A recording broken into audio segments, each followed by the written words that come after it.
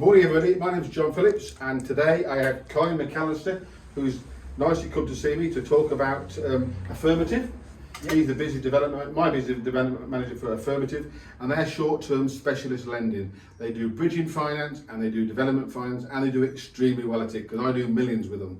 So thanks for coming in, Kyne. No problem, and can we also first of all touch on bridging finance, and you can basically explain to people watching in about what it is, what you do, and the processes. Yeah, sure.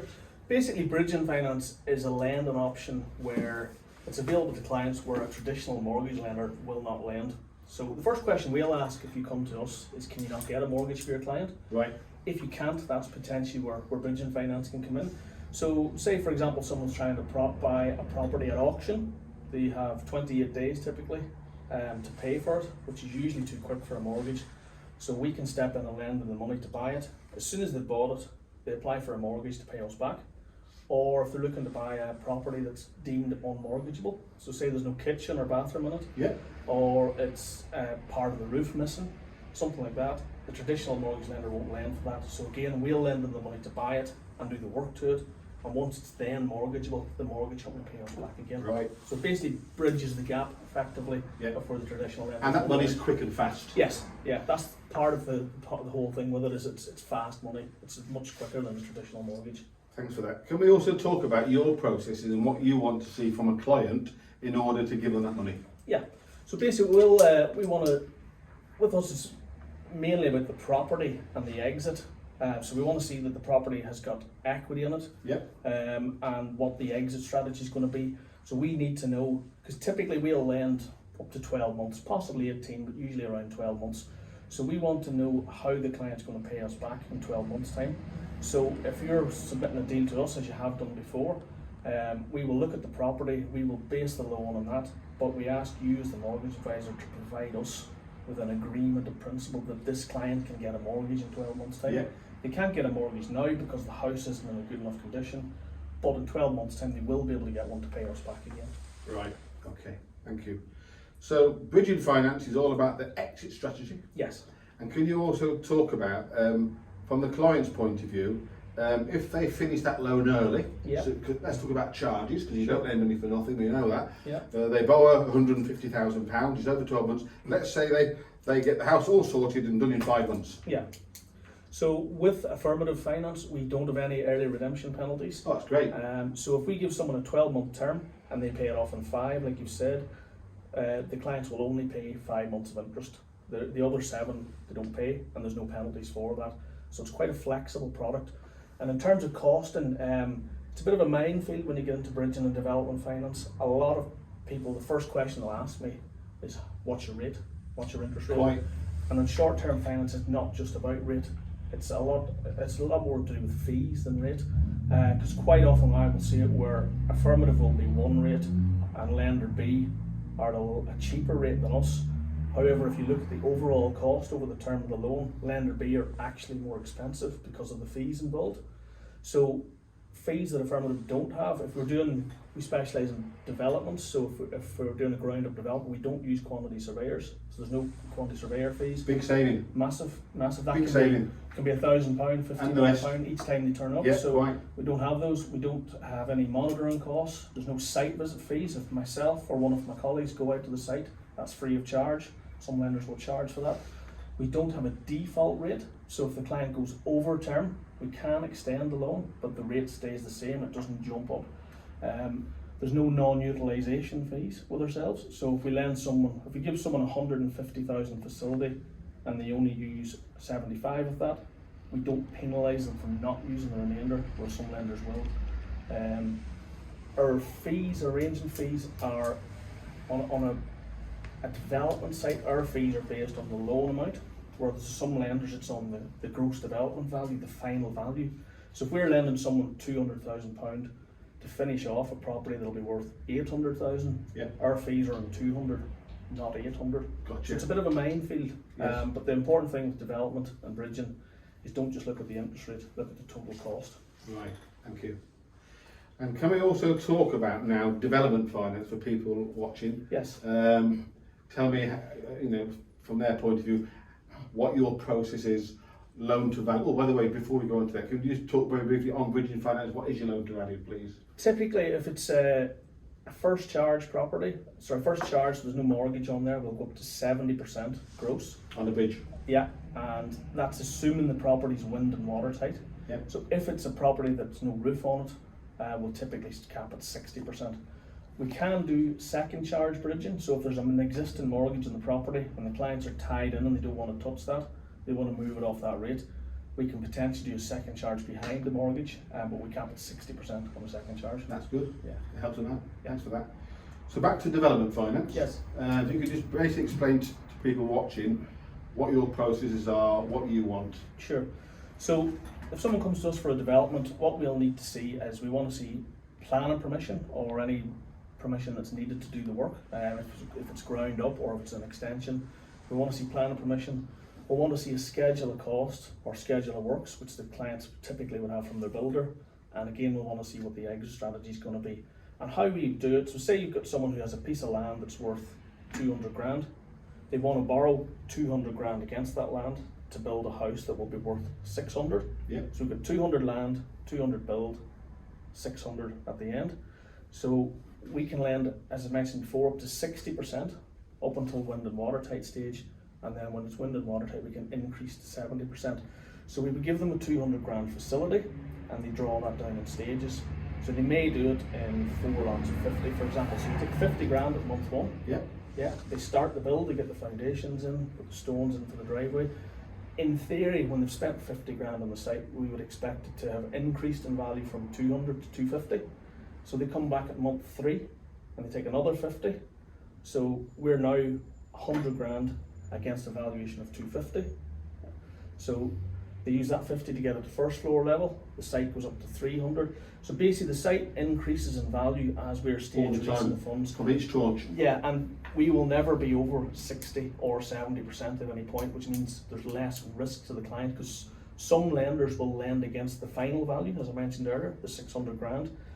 The risk there from both a lender's point of view and from a client's point of view, and it's been particularly highlighted in the last 12 months, if there's an instability in the market and the prices drop, if the clients have borrowed against the future value, then suddenly the gap in profit and risk level increases. So we flip it around and we don't lend against the final value. It's either 60 or 70%, so we'll never be over that.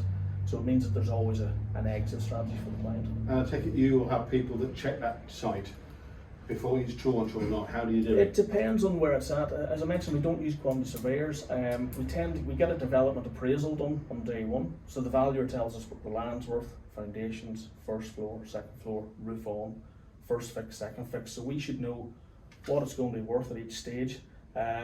Depending on where they're at loan to value wise, the valuer may go back out again, or someone from our office might go back out just to see where it's at. Sometimes when we've done multiple developments for a client, we may even get to the point where we'll say, send us a picture. And if we're expecting a roof to be on, we can do that. So it avoids having to pay out for monitoring costs and quantity surveyor fees. And you also do a good job of builders who want to build loads of houses on land. Yeah. He's done loads of builders for me over the years and done a great job. This is why I use Affirmative. But one of the reasons I've asked Kyne to come in today was to explain the processes of development finance and bridging. And can we very quickly talk about indicative terms, please? Yes.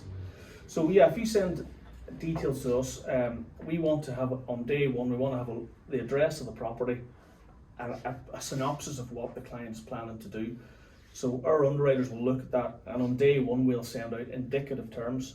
Now, those terms aren't going to be a headline rate that we will change further down the line. That's why we want to see the property first. So we'll take a judgment on day 1, and whatever terms we issue, we will stick to those terms, unless it runs on for long periods and interest rates change like we have had recently. We'll try and honour what we've put out on day 1. Then, if the client's happy with those terms, we would then send out a full application for the clients to sign. Once we've got that back, at that point we do a credit check and get the valuers involved and then the solicitors. So, but indicatives are good. Our indicative terms don't have anything hidden. As again, coming back to the fees, ours will have everything listed on day 1. Some lenders will give an interest rate, but it doesn't say anything about fees, and the clients think lender B is cheaper, so they sign up to that. and then lo and behold, they've got Surveyors going out. surveyor fees and everything that aren't included in the terms in the original. So we put everything on there, and also our terms will show worst case scenario. So as we touched earlier on the early redemption penalties, which we don't have, we'll give the terms for say 12 months, and the gross repayable loan in those terms is based on the client keeping it for 12 months. So if they do pay it off earlier, the total amount will be less. So we give them worst case scenario on day one. Right, okay. And also, back to development finance, if we've got a client that's got a piece of land worth £300,000, do they still need a deposit because they've got that piece of land? If they own the land outright, no, they don't need any deposit. None at all? No, because we can lend up to 60% of that land value on day one. Great, yeah. So it's only if they're wanting to purchase the land that they'll need a deposit. But we do have options where potentially a client can buy land without having any deposit. And it's called deferred consideration. It won't work in every instance, but it's an option where the buyer can negotiate with the seller to try and pay for the land when the house is finished, rather than paying for it up front. And that way we can lend money against the land itself, so the client don't need to put any deposit in technically. Right. But it all comes down to the seller. Right, okay. And in your opinion, what have you seen happen over the years when cases for all sorts of different reasons have gone wrong? Yeah. Give us some examples so people watching can get an idea of what not to do, what's gone wrong from a client's point of view. Yeah, well, we've had it before where someone is building 10 houses and we've said to them, build 5 first, get those finished before you move on to the next 5. Yeah. Because you can then start to get your sales in first for these 5 before you start these.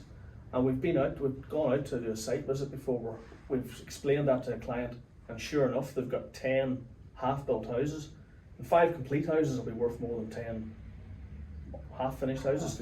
So the risk there is potentially they can run out of borrowing ability because there's not enough equity left. Yeah. So we'll always try and work with clients, because quite often they'll come to us and say we want to do X, Y, Z, and we'll say, well, actually we need to flip it around and do it Z by X the other way. So we'll work with them to try and get the deal done in the best possible way. But also, we're not a lender that likes to repossess. It's always a possibility, but we try not to. We've actually got a deal up in Newcastle at the moment where a client has ran out of equity and gone over term. And rather than trying to repossess that client, we've been working with them. We've been going out to site each month, seeing how much they've done since last time and giving them a bit of extra money. And we're higher loan to value right now than we would normally like to be. But we know that when we get it all finished, it should be back down below where we want to be, and we'll try and work with the clients. This is one of the reasons why I, John Phillips, use Affirmative, based on what Kyne just said. They will work with you to get the money. Back to bridging finance, from an application going in, how long is it quickly to get the money in the bank, roughly? We're a proper balance sheet lender, so there's no hedge funds or investors. The money's there, but we also have the benefit that we own a law firm. 2 of the directors of our company are lawyers, so we have a solicitor office upstairs. Fantastic. So we can move very quickly. A simple bridging deal can be a couple of weeks. Development deal is usually slightly longer with planning and all the rest of it. But what we tend to do is we'll typically ask a client what date they want to complete, and then we can try and work with them and say, because the solicitors are in house, we can have the lending arm and the legal arm working together, planning out that this is going to complete this day, this is going to complete this day. Great. So we can move quickly. Thank you. And back to fees, when do they start paying valuation fees and things like that? So that's only if they, so we mentioned earlier, we'll send out the indicative terms. The clients don't pay anything up front to us at all.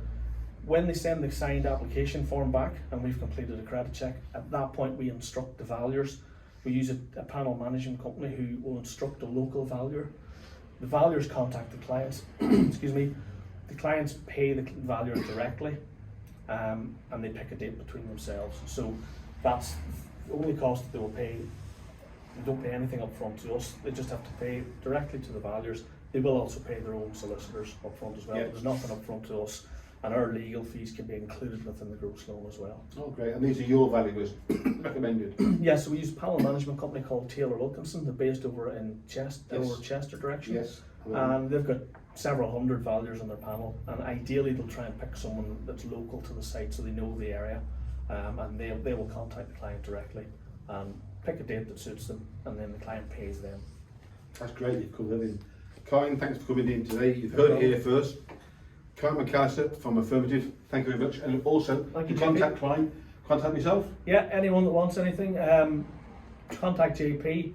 Bridging development, it's right up our street. Anything slightly quirky, JP's the man. And if it's slightly quirky and unusual, I'm more than happy to come and meet with you as well. 077 900 27038. Cheers, bye bye. Bye.